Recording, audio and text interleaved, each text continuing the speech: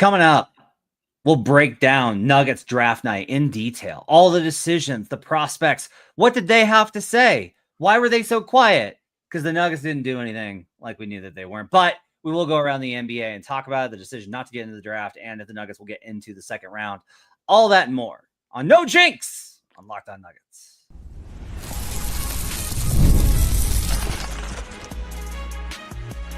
You are Locked On Nuggets, your daily Denver Nuggets podcast. Part of the Locked On Podcast Network, your team every day.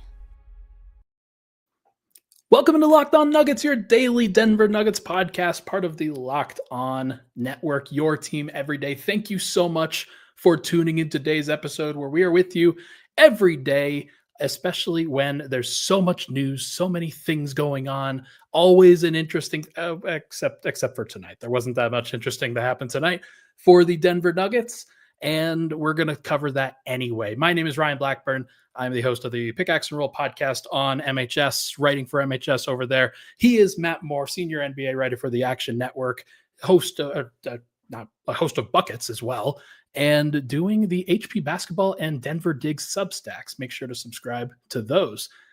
Today's podcast is brought to you by Monarch Money. Take control of your finances with Monarch Money. Use code LOCKEDONNBA at monarchmoney.com for your 50% off on your first year. Matt, I had heard kind of at around pick 10 that the Denver Nuggets were probably not going to do anything tonight, and yet I stayed anyway down at Ball Arena, just gritted it out, pizza and all. We had a fun little time down there, but didn't have much high expectations for the Nuggets actually doing anything. Lo and behold, they didn't do anything. I don't know what there was to do. I asked Swipa this today, and I'll ask you the same question. Would you have done Strawther and Payton to try and get into the back half of the middle 10, so 15 to 20? If you've been able to trade into that range, would you have done it? I listened to the episode. Very good episode, by the way. People should listen, especially to the third segment. I would not have done that. There's a part of me that thinks that it would be good financially if the Nuggets considered that, given that Peyton Watson is 1 year away from being paid, Julian Strawther 2 years away from being paid. But that's the unfortunate reality that the Nuggets are facing, that until they address the issues with the financial structure of their core four, they're always going to be running up against the money issue. They're always going to probably have to kick the can down the road with the rest of their roster. So I probably wouldn't do it. It's not a good enough value, and it makes Denver worse. Yeah, and they could have gotten the backup center, but I don't necessarily know that a rookie is going to be the solution for your backup center problems, right? Because it goes Yang at center at 16, Beringer at center at 17, Clayton at point guard, which I don't think you need. I don't know. I don't think you need. Maybe I don't know. At 18, you missed Thomas Sorber at 15. It was actually very interesting. Three Northwest Division teams all in a row take centers. You were never, ever, ever, ever going to get Sorber out of Oklahoma City. You were never going to get that, because if Sorber goes to San Antonio, I think that the Thunder take Carter Bryant.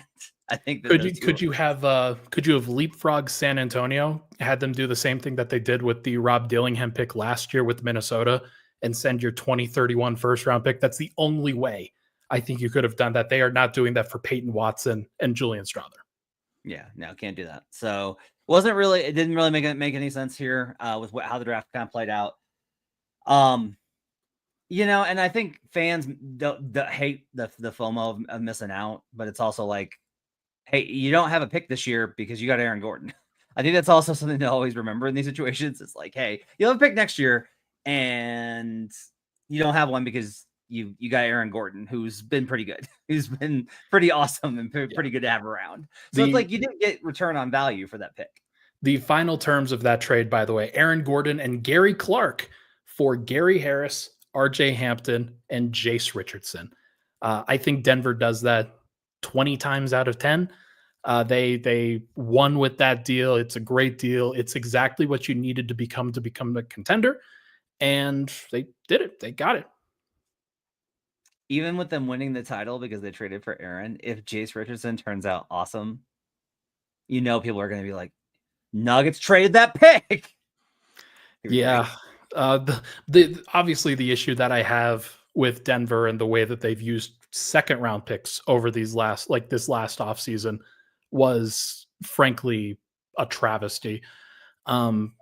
It was especially with the video coming out of Calvin Booth bidding against himself against the Suns to try to move up and select Deron Holmes.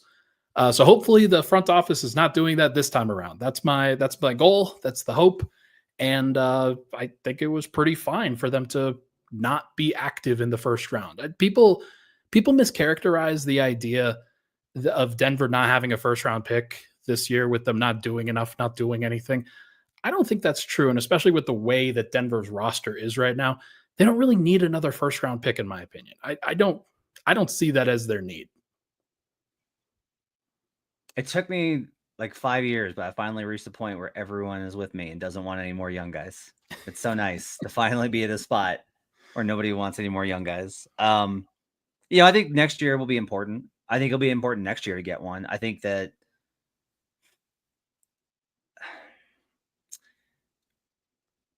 let's talk.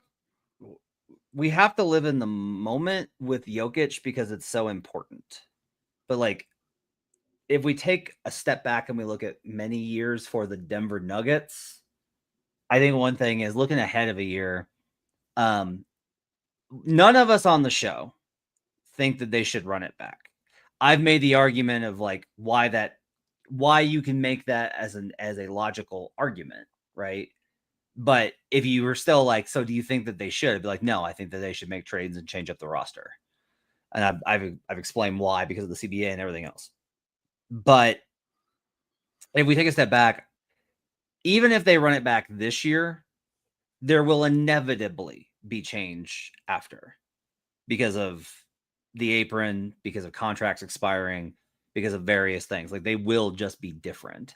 And so I think like next year you will be in a position to be like, okay, who are the Nuggets going to draft? Who do they need? What kind of talent can they build? What I think is kind of a bummer is that I would have thought like Christian was a huge hit. Christian was a huge, huge hit. And it's still possible that Peyton or Julian have really good seasons coming up. But it is disappointing that they haven't had anybody else pop, except for the fact that when I look back, who was considered to be like an elite team at developing talent was the Raptors. And then they went through this period where it was like Chris Boucher, and like Gary Trent Jr., Grady right? Dick, like Jacoby Walter, like you could on and on. Grady looks pretty good, and I think Jacoby Walter's actually going to be pretty good. Looks fine. All right, sure. We'll see. But they're definitely in that same tier as I'm like, hey, I think Peyton Watson's going to be pretty good.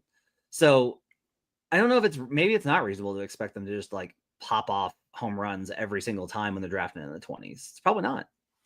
I think it's fair to, and maybe Christian Braun was their one hit for a starter. Like they got their starter. And maybe that is just the expectation that people should have, is that over the course of a 3-4 year period, it's really not fair for a team drafting in the 20s to generate more than one starter in those situations. And who knows, maybe Deron Holmes turns into that. We still haven't seen him play a minute of basketball, but I do think that like for me, it was not just like a talent thing. It's a roster thing. Denver has 12 roster spots that they've committed to.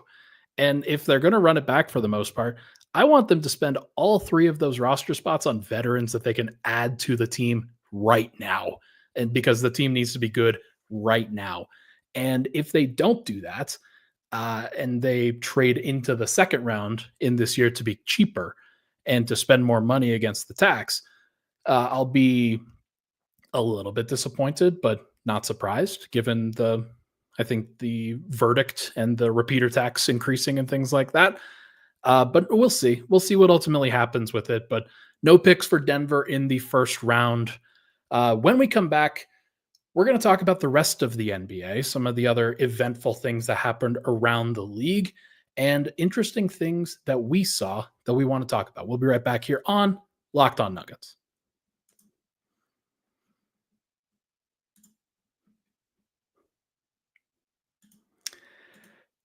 Today's show brought to you by WayFair. There's nothing like stepping into your own outdoor space and feeling like you've escaped to a personal oasis. If you are wanting to update your patio this season, WayFair has made it so easy to turn into a space that feels like yours, comfortable, stylish, ready for summer. WayFair has everything you need to level up your outdoor space. If you want some outdoor bars, you want a fire pit, you want hot tubs, gazebos, and yes, even the perfect string lights to set the vibe. It's like giving your backyard that resort feel without the resort price tag. All you got to do, you just got to go over to their website, man. It's really easy. Personally, I've been looking for some outdoor furniture for the little patio area that I've got for my apartment. It's really nice. I didn't know exactly how to fit, but they fit it really well. I got some modern lounge chairs, look really nice, very comfortable, very excited to use them for the rest of the summer. And you can use them too. Don't wait. Make your outdoor space your dream oasis today with Wayfair and enjoy it all summer long. Head to wayfair.com right now to shop the huge outdoor selection. That's WAYFAIR.com. Wayfair, every style, every home. We'll be right back on Locked On Nuggets.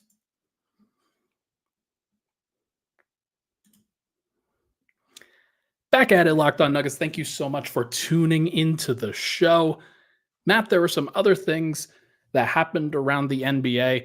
It was mostly chalk, I thought, for the first kind of 8 or 9 picks or so, and then some things went off the rails in the middle of the draft. What was the most kind of intriguing, interesting thing to you that happened tonight? Ace going 5 to Utah when it didn't seem like that was the team that he wanted to draft him was interesting. I'd heard Danny Ainge really was high on him, and then it was like, oh, but Austin Ainge is in charge now, and he's not really that. And it turns out, no, Austin was probably in line with Danny on that. That was interesting. Trey Johnson going to Wizards, and then Atlanta kind of doing the moves that they did. Like Atlanta's had like a really interesting offseason. Like they just had like a really fascinating offseason. Brooklyn keeping all their picks, baffling. Really baffling. Yeah. None of us really understand it. I think they probably got caught where they didn't want to, and we're just like, can't move them. So guess we're taking these guys. Those were interesting. Malawash falling to 10 was interesting to me because I thought he was going to be the first big off the board. I think Ace going 5 meant that New Orleans had fears when I think they thought fears was going to be gone. Because like the Raptors didn't think that Malawash was going to be there, and the Raptors passed on him to take Colin Murray-Boyle. So that was interesting. The run on bigs in that mid first round was interesting. Thought that was an interesting one. Not as much player movement as I thought. I thought we were going to have like a really wild night of a lot of like this guy's being traded for this pick, and it just seems like it does seem very much that you can't do player deals on draft night. And I don't know why that is, but we just don't see it very often for players to actually get moved on draft night anymore. We used to see it so much more. I was really waiting for that to happen with all the discussion that, hey, this one could have some fireworks. This could be really crazy. Watch out. You don't know what's going to happen. And then, 30 picks in, and we're like the best player that was moved tonight was Mark Williams. And unfortunate for our guy, our guy Micic. Who has to go back to the Charlotte Hornets, who didn't seem like he was very happy there, and I doubt that he's long for there either. With them adding Trey Johnson and getting back Brandon Miller and LaMelo Ball for this year. Our guy CT Fazio in the chat, that Pelicans trade was bad despite getting Fears and Queen. What did you think? Like, what do you think they were doing, man? 2026 unprotected pick. Most favorable of the Pelicans and the Bucks. Are you kidding me? Like, that's crazy. Yeah. I don't think the front office changes are going to be positive for the Pelicans. I like the new combo. It's just like giving up that Queen. Yeah. So, I was talking to my guy Brandon Anderson on Buckets, and he was railing against it because of the fit with Zion. I was like, well, let's say that Zion's just like not around for one reason or another, and you get Fears, Herb Jones, Trey Murphy, Derek Queen, Yves Missi. That's like a good fun lineup with Trey. With Trey as like your guy. If you believe in Trey the way that they do, I think it kind of makes sense. So, but the problem is just like, yeah, the unprotected pick is too dangerous. They think they're closer than everyone else does, and we'll see what happens. Like if they surprise everybody and they wind up, because like this team was a playoff team 2 years ago. So no, like they but they were the 8th seed, and they in a down year for the entire Western Conference, they were an 8th seed, and it just like they were surprising to be there. Hang on, because that year the Pelicans had 49 wins, Ryan. Like I'm thinking of a different year. My bad. Okay. I mean, they were still the 8th seed. Yeah. That's crazy. It was 49 wins in the 8th. Because that's the West. Yeah.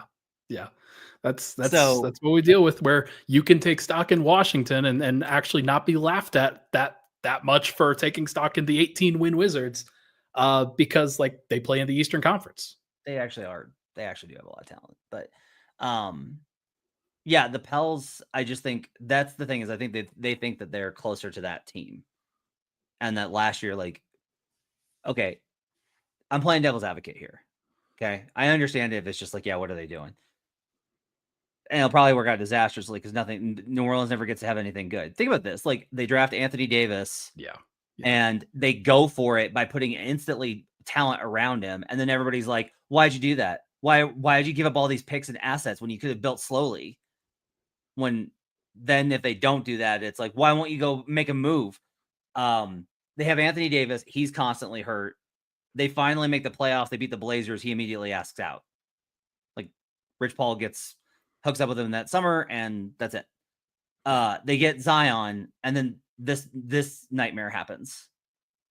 Like it's one thing after another with them. It's just one thing after another. But I will say, if you look at last year an important thing for me when evaluating injuries is oftentimes less about who was hurt and how much money was hurt. And last year, a lot of money was hurt. And that to me is like an argument for, look, we've moved some of the money around. We're expecting to have our guys more available. And that's going to get us in a better position to do this. Now, I don't have any confidence because they keep having these injury problems. And a lot of that's because they don't put their facilities don't seem to be good enough. But you go from it from that perspective, and that way the pick doesn't look as disastrous. It's still bad return. Like it's still, there's no way to adjust it. Like it's still just bad. This pick is worth X, because I've said this, that players don't really there's not like a market for players. And that's why you can't be like, well, he went for this, so this guy's got to go for this. That's not how it works. But picks are different. Like picks definitely have like a value, and going from 23 to 13 and giving up the 26, it's a bad deal in general. Yeah, we'll see how it works out and whether they make it happen. But Atlanta obviously capitalizes on that in a big way. They had a very, very interesting few days.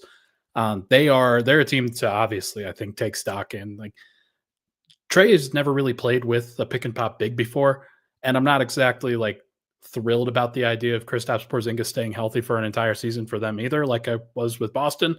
But they have an identity now that I think you can really center that around, and it'll be interesting to see what else they continue to add to that group.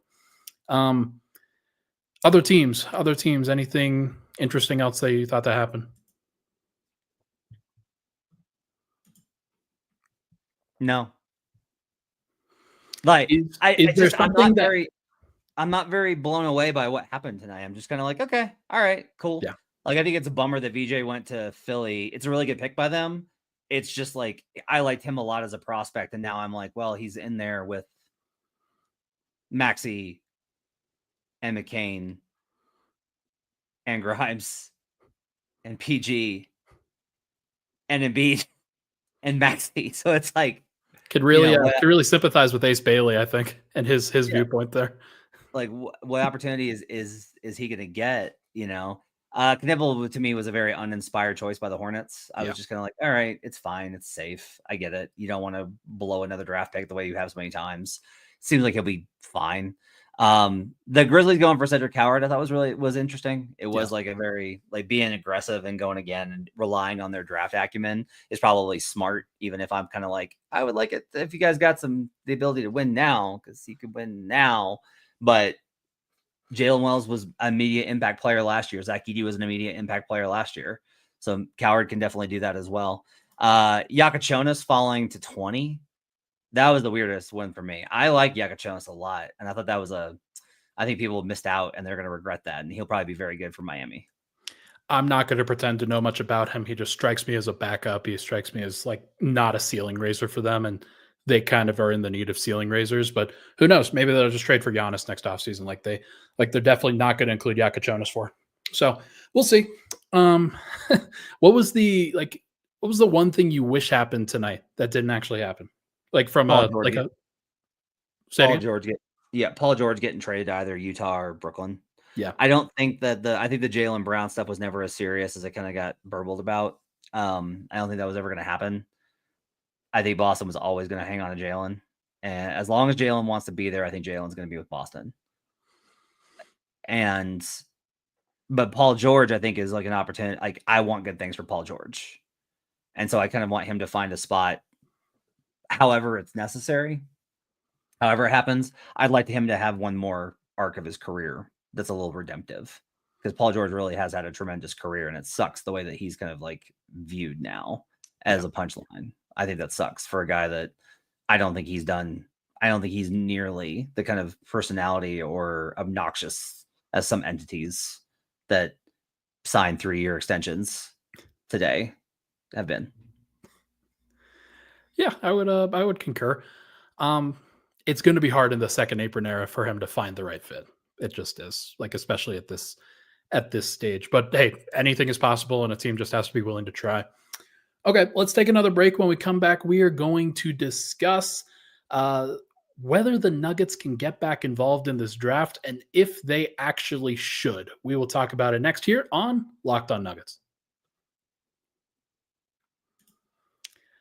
All right, now it's time for everybody's favorite ad read, our folks over at Skims. When I found out Skims was making underwear for men, I was intrigued. I've heard so much about their quality from friends and family, including those on this podcast who do such a great job with this read.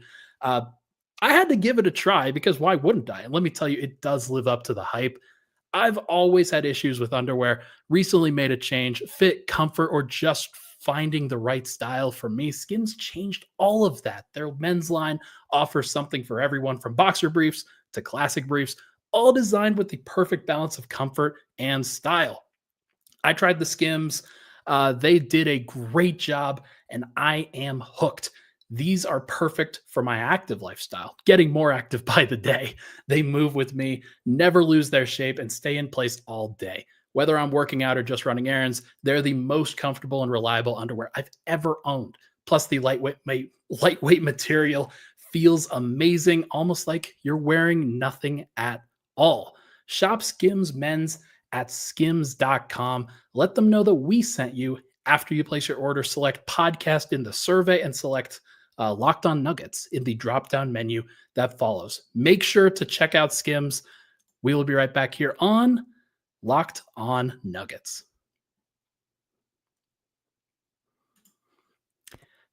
I hope you enjoyed that. Great job, buddy. Locked On Nuggets. Thank you so much for tuning into the show. Final segment here. Very excited. We're going to talk about the second round, Matt. Any second round prospects that dropped here that you had your eye caught on, that you would hope that a team like the Nuggets would really eyeball and try to get in there for?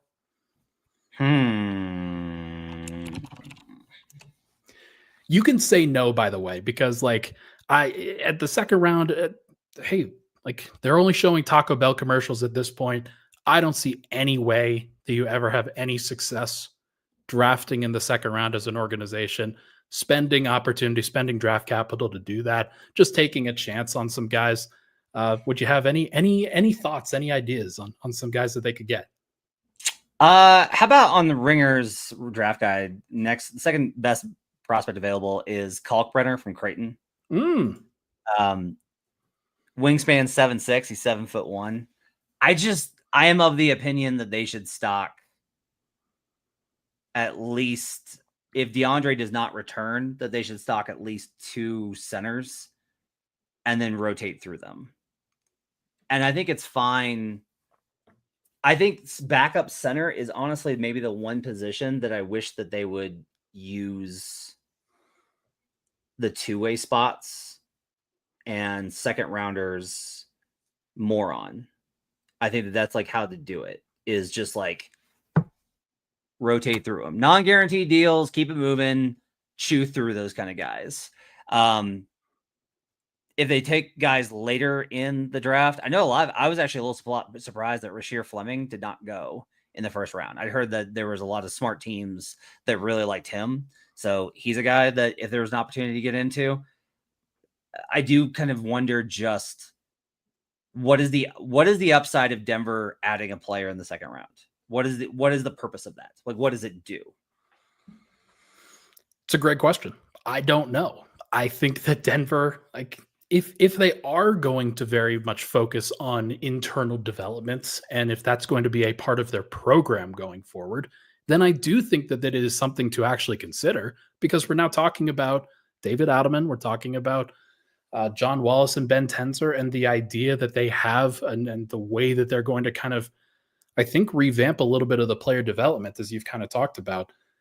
If that is a massive change to the organization, then having young players to take advantage of that talent, I do think is very important. So we'll see what they ultimately do. I do like Kalkbrenner and the theory of adding a big man. It's just somebody who is a young 7-footer that they can continue to invest in, and at least, like, you don't have to play a guy like that every night, and that's kind of the point in investing in the second round. That's very, very important. So I don't know. Can I ask you something? Sure.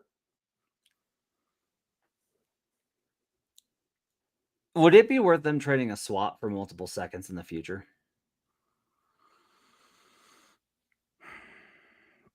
Who are they trading it with? Because if it's like a team that's in relatively the same range with them, I would say yes.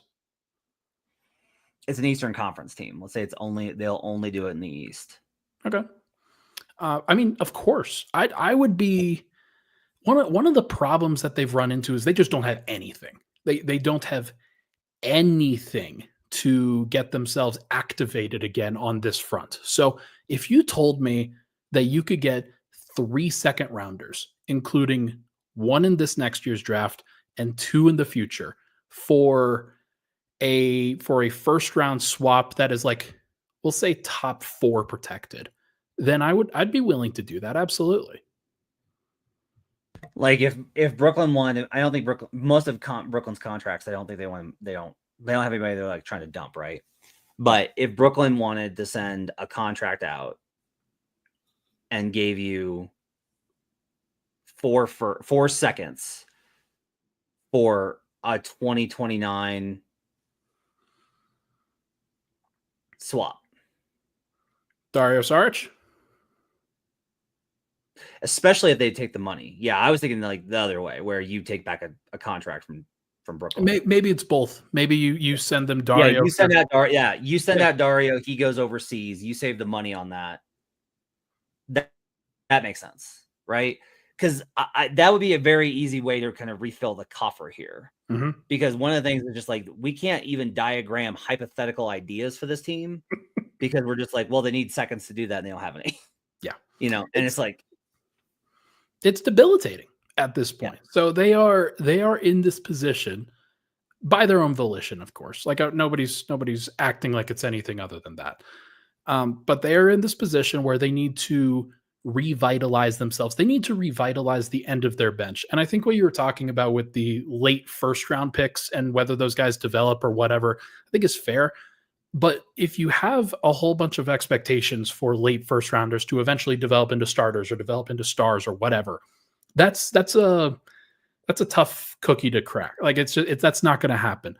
If you're developing second rounders and trying to turn them into role players, try to turn them into a 7th man or an 8th man or a 9th man, that's way more viable. It just is. So I love the idea. I actually think that that's something that they should do. Now, CT said it here. I said it earlier in the show. For this particular year, may not be the right call because they are so bereft of roster spots in general. And I do think that they need to add veterans in the free agency market as much as they possibly can. But like that's the difference between minimums and second round picks. It's not that crazy. Yeah, Charlotte's like an interesting one. So Charlotte's definitely willing to take on contracts for assets. And they have players that definitely I don't think that they are attached to. Like Daquan Jeffries. Yeah. Nick Smith Jr. Yeah. Right? I don't know how attached they are to Moussa Diabate. They should be. He's good. Should. Especially after they traded all their centers. Right. So like those are, but they have a bunch of second rounders, partially from Denver. So doing a deal with them to get a bunch of second rounders back probably makes like a little bit of sense here. So the problem is that if you're taking on a couple of those guys, like, are those guys going to spend time on the end of Denver's bench, or are you going to waive them? Because you're running into the same roster spot problems, I think. Well, I mean, I think you gotta look at it and be like, are any of these guys that you can talk yourself into? Nick Smith Jr. I could talk myself into as an off the dribble kind of scorer, some spacer, but he's a little small. Daquan Jeffries, I don't know much about him. I think that like he just strikes me as the ultimate end of bench guy. Like if you took back Grant Williams coming off the injury and you sent Saric and whatever else was necessary to complete the deal. Yeah, the Zeke for Grant Williams is the question here. The question is just like, how valuable do they think the swap is? That's kind of the key here. Maybe you give them the option, maybe you give them the deferral option 2031 to 2032 of being like, you get to defer if you don't want to in 2031. And like, if I was on the phone, I'd be like, look, if I'm Ben Tenzer, I'd be like, I am absolutely getting fired by 2032. Like, this is a horrible deal. There's no way. We are toast when Jokic retires. We know that. By that point, LaMelo's going to be a 4-time All-Star. Brandon Miller's on his third. No, they're actually smart now. Don't try and do that to them. I think Peterson's actually smart. You can't do that. You could have done that to, I think, Mitch, but not Peterson. Knipple's going to be making a play.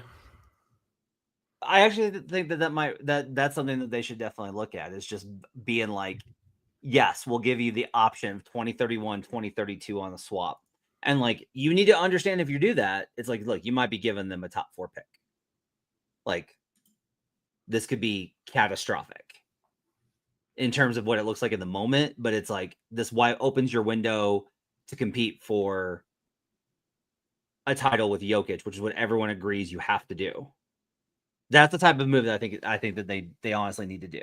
And like, that's the type of move that I think is very difficult. I think probably at this point for ownership that has kind of made the point of like, the Nuggets are going to exist after Nikola Jokic. Like that was Swipe and I kind of talked about that today like, I've got some qualms with the way that you framed it. I understand what you're trying to go for. I do. But I also understand Nuggets fans knowing that this is the window and they know they're going to be real bad after this. Maybe. You never know. Yeah, that's true. So you heard it here first, folks. The Nuggets are going to, Charlotte's got the 33rd and 34th picks tomorrow. Denver's trading for both of them. I don't want to. Not now. Not now. You don't do it now. It's just throwing it out there. Here's the ones you want. You want the 2026 back from Denver. Yeah. Good call. You want the 2027 from Miami. Okay. You want the 2027 from Portland or New Orleans. And you can't ask for both of yours back. You want the 2029 second rounder from Phoenix. Definitely that one. I think Charlotte's going to rather give up their own than that one. Yeah.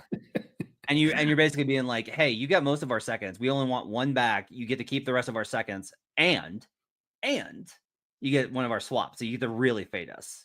I like this. This is a good plan. I like it. Call it in, Ryan. I'm guys, I'm already down there. We'll see what happens. I'll float the idea to Ben when I see him in the hallway. Everybody, right. that is going to do it for this episode of Locked On Nuggets. Thank you so much for tuning into the show. Swipe and I will either be back tomorrow night or Friday. If Denver, obviously, if they make a big move, then we will react to it in the moment. If not, we will probably wait until Friday in order to give kind of overarching thoughts on the draft and everything that happened. But very excited to continue to give you guys great coverage. Looking forward to it. Thank you so much for tuning into this episode of Locked On Nuggets. Do.